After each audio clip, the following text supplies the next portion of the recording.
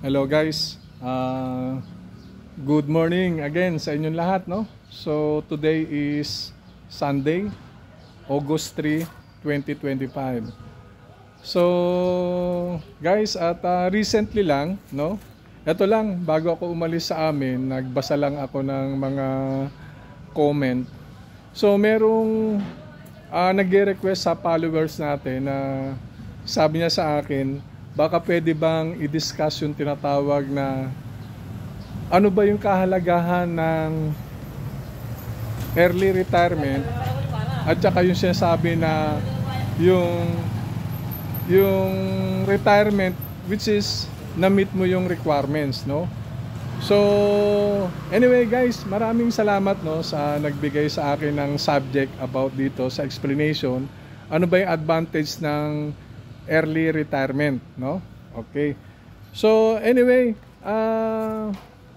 actually may mga advantages na tinatawag. Kasi kung mapapansin nyo yung mga new generation, no, base sa aking pananalisik, no, at sa mga tinatawag na mga katanungan, at nagtatanong din ako sa mga iba na ano ba yung preferred age nila para sa retirement. Actually, yung mga tinatawag natin, mga new generation sa ngayon, marami nagsasabi na at the age of 40 years old, 40 ha, 40, gusto na nilang mag-retired, no? O kaya kung saan sila currently connected sa company, gusto nila mag-retired at gusto raw nila malasap yung natitirang buhay. Kasi pagdating daw ng going to 50, medyo yung buhay natin talaga hindi na raw masasabi. At gusto nila, pag nagkaroon sila ng early retirement, maibigay nila yung tamang oras, panahon sa kanilang nalalabing buhay. Ayun guys, actually, kung titignan natin, no, kung titignan natin sa mga reaction o mga opinion, idea ng mga new generation na kung saan gusto magkaroon ng early retirement. Actually, ang disadvantages niyan guys, kung tayo ay sinasabi natin early retirement, make it sure na meron kayong pagkukunan. Meaning to say, meron kayong tinatawag na alternative na kung saan na pwede nyong paglibangan. Okay? Kasi nga, kapag ikaw ay nag-retire ng napakaaga at wala kang sapat na ipon, definitely talagang medyo mabigat yon para sa'yo, no? Mabigat yon. Unless na lang kung meron kang papasukin na business na kung saan ito'y magkiklik at makakatulong sa'yo. Pero kung sasabihin natin na gusto mo na mag-early retirement ka para maibigay mo yung panahon mo, oras mo sa sarili mo, at ito ay masasabi natin na depende doon sa tinatahak mo. Baka naman ikaw ay nag-early retirement at gusto mong maging malaya, wala kang iniisip sa pang-araw-araw, ayun yun. Kasi guys, may mga ilan, no? May mga ilan sa atin, kapag tayo ay tumungtong sa retirement, sabihin na natin 60 years old, ayun naman mostly ang common o regular na nangyayari 60 years old. Subukan natin yan guys sa 60. So kapag ikaw ay wala ka ng pinagkukunan, ibig sabihin yan, totally retired ka at wala ka ng ibang mga tinatawag na trabaho na ipinalit, no? Kumbaga, hindi na gumagana yung mind mo. Ibig sabihin yan, nag-i-stack up na. So may mga pagkakataon na yan, na ganyan, na kapag hindi na siya gumagana, may tinatawag na yung, alam mo ba yung sasabi nating dementia? Yung medyo talagang nagkakaroon tayo ng yung memory gap, no? Ayun yun eh. Tapos yung tinatawag natin na meron tayong makakalimutin tayo. Kasi nga hindi na nagana yung isip natin eh. Nasa bahay lang tayo, maghapon, kakain ka, matutulog ka. So wala na siyang activities yung sa isipan natin, no? Nagkakaroon tayo ng Alzheimer. Ibig sabihin yan, yung malilimutin ka na.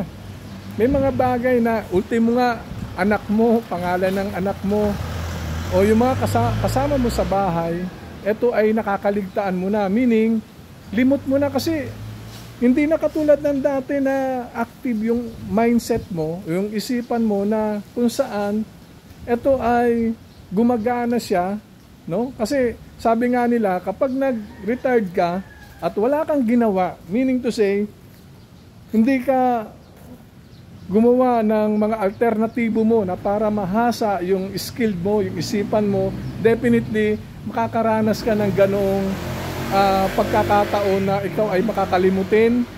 Parang yung memory mo, parang pag tumakbo, parang mahina siya kumatch up kasi nga hindi mo na siya nagagamit. Ayun yun. Kaya yung may mga ilan sa atin na nag-edad ng 60, na which is ay naman talaga ang regular na retirement, unlike dun sa mga new generation na gusto nila 40, mag-retired sila. Doon naman sa 60, mapapansin nyo, nag-retired, kumuha sila ng small business o yung mapaglilibangan nila na kung saan tatakbo pa rin yung isipan nila. Ayun yung ibig natin sabihin, guys. Kinakailangan natin na meron tayong alternatibo para sa sarili natin. Okay? Kasi sabi nga nila, may mga iilang katulad na nabanggit ko na gusto nila na 40 raw dapat makapag-retired na. Kasi sabi nila, paano kung halimbawa ginapos sila ng karamdaman? So meaning to say, dumating sa punto na sila ay may mga nararamdaman na. No? Kapag ibig sabihin may nararamdaman ka na, wala ka ng kapasidad o capacity na magtrabaho, wala ka ng capacity na ibigay mo yung sarili mo o yung buhay mo sa sarili mo. Kumbaga, hindi ka na malayang gumagala kasi puro trabaho ka. Ibig sabihin yun na na-focus ka sa trabaho at dumating sa punto na nagkasakit ka na. Hindi mo na-enjoy yung buhay mo. Ayun sinasabi ng mga new generation. Kaya gusto nila at the age of 40 dapat nakakapagpahinga na sila at maiba naman yung tinatawag nilang tinatrabaho. No? Kasi ayaw kasi nila na nakakapag-stress daw talaga, lalo na kung ikaw ay connected sa mga company, kung ano yung mga company niyan. Kasi normal yun, guys, sa company marami kang mga boss o marami kang mga superior na kung saan i-check ka talaga. Normal yun. At meron kang tinatawag na naghahabol ka ng mga deadline na dapat ma-accomplish mo. At yung oras mo, talaga naghahabol ka, lalo na't papasok ka. Kumbaga, ay yung mga sacrifices na ginagawa natin. Kaya yung mga new generation, parang gusto nila tumigil na sa ganong edad at maiba naman yung tinatawag na gagawin nila. So guys, katulad nga sinabi ko, depende talaga yon. So may mga advantages at saka disadvantages. Number one niya, kapag wala kang alternative, wala kang sapat na ipon, may pinag-aaral ka at magre-retiro ka ng maaga, wala. Kumbaga, hindi kakayanin. Kaya, ayan ay pinag-iisipan ng mahabang panahon. At kung mangyari man yan, make it sure meron tayong alternative na trabaho na ipapalit doon. Kaya, ayun, ang kasimpleng explanation doon sa sinasabi natin na ano bang advantages ng maagang pagre-retired o pagre-retiro, no? So, ayun yun. Kaya guys, doon sa mga iba na nagbabalak na early retirement, so, hindi namin kayo hinahadlangan kasi choices nyo yan. So, make it sure na meron tayong tinatawag na alternative na pagkukunan, lalo na kung meron pa tayong pinapakain at sinusuportahang pamilya. So, ganun lang kasimple. Kaya, walang kasing sarap ang may trabaho at walang kasing sarap na meron kang sariling business na doon ka na lang mismo pumupokus, no? Pinupukusan mo na lang lahat yan. Kumbaga, ikaw na mismo yung amo, kung tawagin. Nasa iyo na yung mga pagkakataon, no? Yung pagkakataon na tinatawag, guys, yung tinatawag na nasa sayo na kung paano mo palaguin, paano mo pagyamanin yung business na sinasabi mo o yung itinayo mo. Kaya nga, ayun lang yun eh. Sabi nga natin eh, kapag lagi mong iniisip yung kapakanan ng pamilya, no? kapakanan ng pamilya mo, lahat ng mga sacrifices o sakripisyo na dapat mong gawin ay talagang ginagawa mo yan para sa kanila.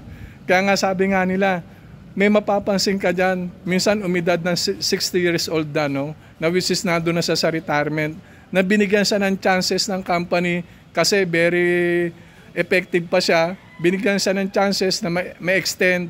So sa kanya, ginagawa niya na idiretso pa. Ibig sabihin, continue niya pa yung trabaho niya kasi nga meron pa siyang pinapaaral, meron pa siyang tinutustusan na kung saan dun siya kumukuha ng income o kumukuha siya ng source of tinatawag ng kung saan doon nanggagaling na yung masuplayan niya o matugunan niya yung pangangailangan ng kanyang pamilya.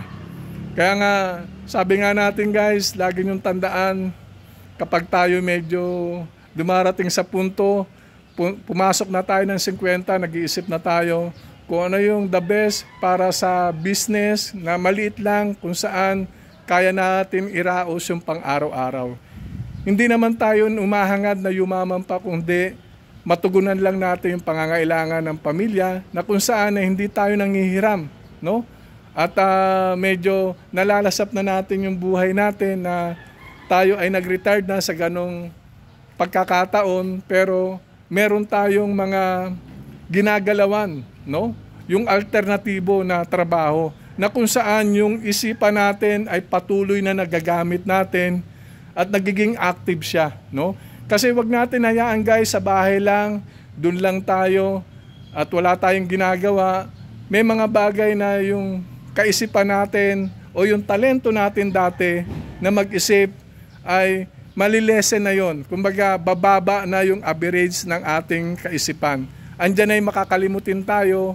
May mga bagay na gusto nating gawin pero parang doubt ka. Kasi nga parang wala ka ng kakayanan o capacity dahil nga medyo malilimutin ka na. May mga ganung bagay, no?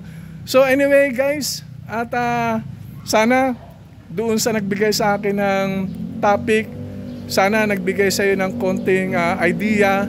Although hindi ko naman talaga narumbo lahat, no? Sana itong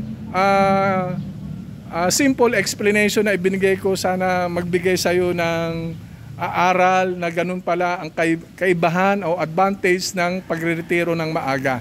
Okay? Kaya lagi mo lang tandaan, kinakailangan lahat preparation sa buhay.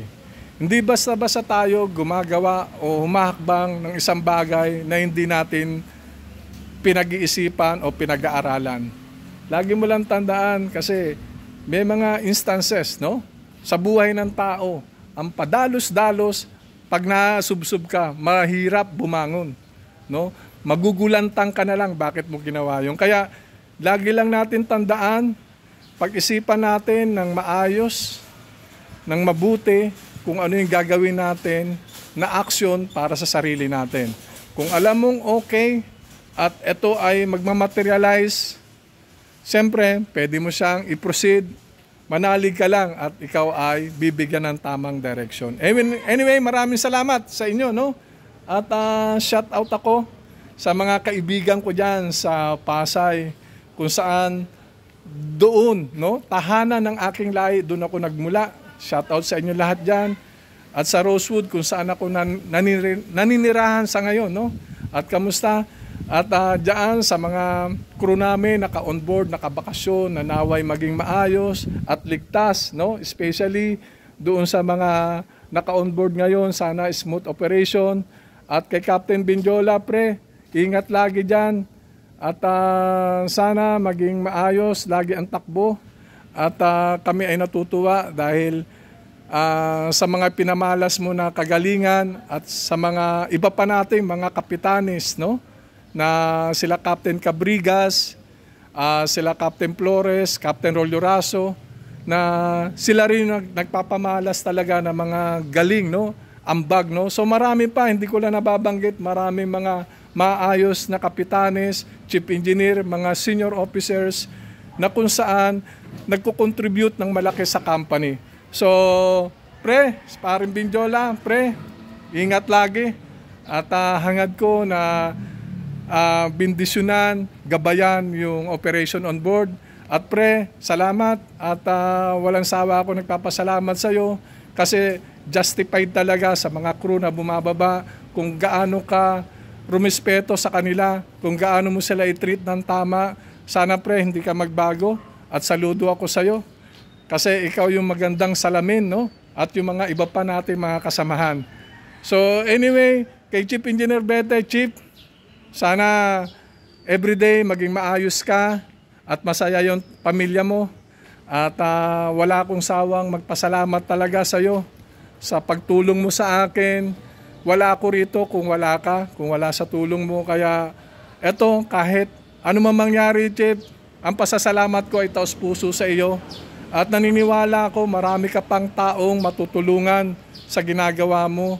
At hangad ko na humaba pa ang buhay mo, maganda ang pamilya, ang takbo ng pamamalakad sa pamilya, at bindisyonan ka ng maayos at malakas na pangangatawan at mahabang buhay. Maraming salamat sa inyong lahat and shout out sa lahat dyan na hindi ko nabanggit.